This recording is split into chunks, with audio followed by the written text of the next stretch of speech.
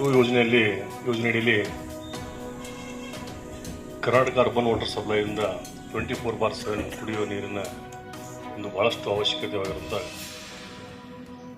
ಕಾರ್ಯಕ್ರಮ ಈಗಾಗಲೇ ನಮ್ಮ ಸವದತ್ತಿಯಲ್ಲಿ ನಡೀತಾ ಇದೆ.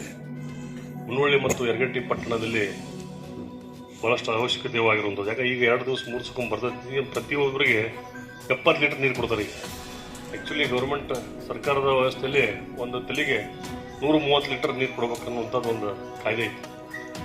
ಇವತ್ತಿನ ಜನಸಂಖ್ಯೆ 30,000 ಮುನ್ನೋಳಿ ಪಟ್ಟಣ. ಇನ್ನು 10 ವರ್ಷದ ಮುಂದಿನ ನಾವು ಭವಿಷ್ಯವನ್ನು ನೋಡಿದಾಗ ಅವಾಗ 50,000 ಜನಸಂಖ್ಯೆ ಆದಂಥ ಸಂದರ್ಭದಲ್ಲಿ ಕುಡಿಯುವ ನೀರಿನ ಅಭಾವ ಬಹಳಷ್ಟು ತೊಂದರೆ ಆಗ್ತೈತೆ ಅನ್ನುವಂಥ ಉದ್ದೇಶದಿಂದ ಈಗಾಗಲೇ ಯರಗಟ್ಟಿ ಮಾಡೋದ್ರ ಜೊತೆಗೆ ಮುನ್ನೋಳಿ ಕೂಡ ಮಾಡಿಬಿಡೋಣ ಅಂತೇಳಿ ನಾವು ಮುನ್ನೋಳಿಯಿಂದ ಇದನ್ನು ನಾವು ಕಾರ್ಯರೂಪಕ್ಕೆ ತಂದಿದ್ದೀವಿ. ಯಾಕಂದರೆ ಮುನ್ನೋಳಿ ಅತ್ಯಂತ ದೊಡ್ಡ ಪ್ರಮಾಣದಲ್ಲಿ ಬೆಳೆಯುತ್ತಿರುವಂಥ ಪಟ್ಟಣ. ಬಹುಶಃ ಇದು ಮುನ್ನೋಳಿ ಜನಸಂಖ್ಯೆ ನೋಡಿದ್ರೆ ಈಗಾಗಲೇ ತಾಲೂಕು ಘೋಷಣೆ ಆಗಬೇಕಿತ್ತು. ಮುನ್ನೋಳಿ ಇದೊಂದು ನಮಗೊಂದು ಭಾಳ ಬೇಜಾರಾದಂಥ ಕೆಲಸ. ಯಾಕಂದ್ರೆ ಮುನ್ನೋಳಿ ಪಟ್ಟಣ ಎಲ್ರಿ ಅದು ಅಗ್ರಿ ಹಾಟ್ಲಿ ಹೇಳ್ತೇವೆ ನಾವು ಏನೋ ಮಾತಾಡಿದ್ರು ಹೃದಯದಿಂದ ಮಾತಾಡ್ತೀವಿ ಆಗಬೇಕಾಗಿತ್ತು. ಯಾಕಂದ್ರೆ ವಿಶೇಷವಾಗಿ ಮುಂದಿನ ದಿನಮಾನಗಳಲ್ಲಿ ಆ ಅವಕಾಶ ಬಂತಂದ್ರೆ ಮುನ್ನೋಳಿಯನ್ನು ತಾಲೂಕಾಗಿ ಮಾಡಲಿಕ್ಕೆ ಪ್ರಾಮಾಣಿಕ ಪ್ರಯತ್ನವನ್ನು ಆ ಭಗವಂತನ ಸಾಕ್ಷಿಯಾಗಿ ಮಾಡ್ತೀನಿ ಅಂತ ಮಾತನ್ನು ಈ ಸಂದರ್ಭದಲ್ಲಿ ಹೇಳಬಯಸ್ತೇನೆ. ಈ ಒಂದು ಕುಡಿಯುವ ನೀರಿನ ಸರಬರಾಜದ ಬಗ್ಗೆ ಈಗಾಗಲೇ ಸವಿಸ್ತರವಾಗಿ ನಮ್ಮ ಎಕ್ಸಿಕ್ಯೂಟಿವ್ ಇಂಜಿನಿಯರ್ ಹೇಳಿದ್ದಾರೆ. ಇದರ ವಿಶೇಷತೆ ಏನಪ್ಪ ಅಂತಂತಂದರೆ ಪ್ರತಿ ವಾರ್ಡ್ನಲ್ಲಿ ಪ್ರತಿಯೊಂದು ಮನೆಗೆ ಒಂದೊಂದು ನಳದ ಒಂದು ಯೋಜನೆ ಅದನ್ನೇ. ಜೊತೆಗೆ ಮುನ್ನೋಳಿ ಅಂತಂದರೆ ನಮ್ಮ ಕ್ಷೇತ್ರದ ಒಂದು ಮೂಗಿದ್ದಂಗೆ. ಇದ್ರ ಮೇಲೆ ಇದಕ್ಕೆ ನಾವು ಡೆವಲಪ್ಮೆಂಟ್ ಮಾಡೋಕ್ಕೆ ಸ್ವಲ್ಪ ಜಾಗ ಕಡಿಮೆ ಇದ್ರೂ ಕೂಡ ಇದ್ರೊಳಗನೆ ನಾವು ಹೆಚ್ಚಿನ ಪ್ರಮಾಣದಲ್ಲಿ ಇದಕ್ಕೆ ಒಂದು ಪ್ರಾಮುಖ್ಯತೆಯನ್ನು ಕೊಡ್ತಾ ಇದ್ದೀವಿ. ಈಗಾಗಲೇ ಮುಖ್ಯಮಂತ್ರಿಗಳ ವಿಶೇಷ ಅನುದಾನ ಅಡಿಯಲ್ಲಿ ಇದಕ್ಕೆ 3 ಕೋಟಿ ರೂಪಾಯಿಯನ್ನ ಅನುದಾನವನ್ನು ತಂದಿದ್ದೀವಿ. ಸ್ಪೆಷಲ್ ಆಮೇಲೆ ಪರ್ಫಾರ್ಮೆನ್ಸ್ ಗ್ರ್ಯಾಂಟ್ ಅಂತ ಹೇಳಿ ಒಂದು 2.5 ಕೋಟಿ ರೂಪಾಯಿ ನಮಗೆ ಮಂಜೂರಾಗೈತಿ. ಅಮೃತ್ 2 ಯೋಜನೆ ಅಡಿಯಲ್ಲಿ ಉದ್ಯಾನವನ ಮತ್ತು ಕೆರೆ ಅಭಿವೃದ್ಧಿಗೆ ಅಂತ ಹೇಳಿ ಅದಕ್ಕೆ 3 ಕೋಟಿ ರೂಪಾಯಿ ಗ್ರ್ಯಾಂಟ್ ಮಾಡಿಸಿದ್ದೀನಿ.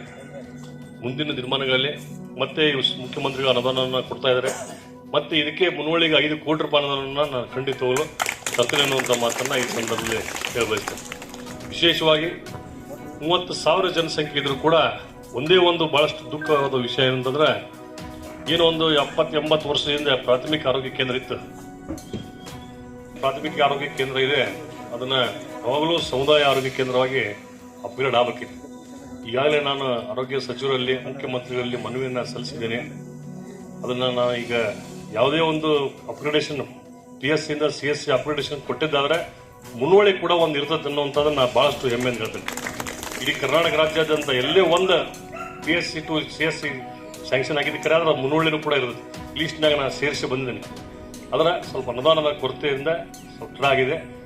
ಇನ್ನು ಕೇವಲ 1.5 ವರ್ಷದೊಳಗೆ ಈ ಭಾಗದ ಜನರಿಗೆ ಬಹಳಷ್ಟು ಅನುಕೂಲ ಆಗುವಂಥ ಕೆಲಸವನ್ನು ಒಂದು 30-35 ಕೋಟಿ ರೂಪಾಯಿ ವೆಚ್ಚದಲ್ಲಿ ಒಂದು ಬೃಹತ್ ಕಟ್ಟಡವನ್ನು ನಿರ್ಮಾಣ ಮಾಡೋದ್ರ ಮುಖಾಂತರ ಒಂದು 30-60 ಹಾಸಿಗೆಯುಳ್ಳಂಥ ಒಂದು ಸಮುದಾಯ ಆರೋಗ್ಯ ಕೇಂದ್ರವನ್ನು 6 ಸ್ಯಾಂಕ್ಷನ್ ಡಾಕ್ಟರ್ಸ್ ತರೋದ್ರ ಮುಖಾಂತರ ಇಲ್ಲಿ ಜನರಿಗೆ ಅನುಕೂಲ ಮಾಡಿಕೊಡುವಂಥ ಕೆಲಸವನ್ನು ನಾನು ಖಂಡಿತವಾಗ್ಲೂ ಈ ಕ್ಷೇತ್ರದ ಶಾಸಕನಾಗಿ ಮಾಡ್ತೀನಿ ಅನ್ನೋಂಥ ಮಾತನ್ನು ಈ ಸಂದರ್ಭದಲ್ಲಿ ಹೇಳಿ, ಜೊತೆಗೆ ಒಳಚರಂಡಿ ಯೋಜನೆ ಇರೋದಾಗಲಿ ಇದೇ ನೀರು ಹೋಗಿ ಹೊಳಿ ಕೊಡೋದಾಗಲಿ ಭಾಳಷ್ಟು ತೊಂದರೆ ಆಗಿರುತ್ತೆ. ಇದಕ್ಕೆ STP ಪ್ಲಾಂಟ್ ಅಂತದೆ, ಸಿವೇಜ್ ಟ್ರೀಟ್ಮೆಂಟ್ ಪ್ಲಾಂಟ್ NGT ಒಳಗೆ ಮಾಡಿದ್ರು ಕೂಡ ಅದಷ್ಟು ಸರಿ ಆಗಲ್ಲ. ಹೀಗಾಗಿ ಅದನ್ನು ಒಳಚರಂಡಿ ಯೋಜನೆ ಕೂಡ 65 ಕೋಟಿ ರೂಪಾಯಿ ಯೋಜನೆ ಅದನ್ನು ನಾವು DPR ರೆಡಿ ಮಾಡಿ ಕನ್ಸಲ್ಟೇಷನ್ ಎಲ್ಲ ತಯಾರು ಮಾಡಿ ಗೌರ್ಮೆಂಟ್ ಸರ್ಕಾರಕ್ಕೆ ಸಲ್ಲಿಸಿವಿ. ಅದನ್ನು ಆದಷ್ಟು ಬೇಗನೆ ಅದನ್ನು ಕೂಡ ಈ ಕುಡಿಯುವ ನೀರಿಂದ ಮುಗಿದ್ರೊಳಗನೆ ಅದನ್ನು ಒಂದು ಸ್ಯಾಂಕ್ಷನ್ ಮಾಡಿ ಬೇಸ್ ಲೆವೆಲ್ ಅಭಿವೃದ್ಧಿ ಇದೆ. ನಾವು UGD ಮಾಡಲಿಲ್ಲ ಅಂದ್ರೆ ಒಂದು ಪಟ್ಟಣದಾಗ ಯಾವುದೂ ಡೆವಲಪ್ಮೆಂಟ್ ಮಾಡೋಕ್ಕಾಗಲ್ಲ. ಟೆಂಪ್ರವರಿ ನಾವು ಎಲ್ಲ ರೋಡ್ ಮಾಡಿದ್ವಿ. ಯಾಕಂದರೆ ಈಗ ಒಮ್ಮಿಂದೊಮ್ಮೆ ಒಳಚರಂಡಿ ಯೋಜನೆ ಆಗಲ್ಲ. ಯಾಕಂದ್ರೆ ಒಂದು 2-3 ವರ್ಷದ ಸಮಯ ಬೇಕಾಗ್ತದೆ. ಅಲ್ಲಿವರೆಗೂ ಸಾರ್ವಜನಿಕ ತೊಂದರೆ ಆಗಬಾರ್ದು ಅಂತೇಳಿ ನಾವು ಎಲ್ಲೆಲ್ಲಿ ಸಮಸ್ಯೆ ಇರ್ತೀವಿ, ರೋಡ್ ಆಗಲಿ ಗಟರಾಗಲಿ ನಾವು ಮಾಡ್ತಾ ಇದ್ದೀವಿ. ಮುಂದಿನ ದಿನಮಾನಗಳಲ್ಲಿ ಕೂಡ ಒಳಚರಂಡಿ ಯೋಜನೆಯನ್ನು ತರುವುದ್ರ ಮುಖಾಂತರ ಈ ಭಾಗದ ಜನರಿಗೆ ಅನುಕೂಲ ಮಾಡಿಕೊಡುವಂಥ ವ್ಯವಸ್ಥೆ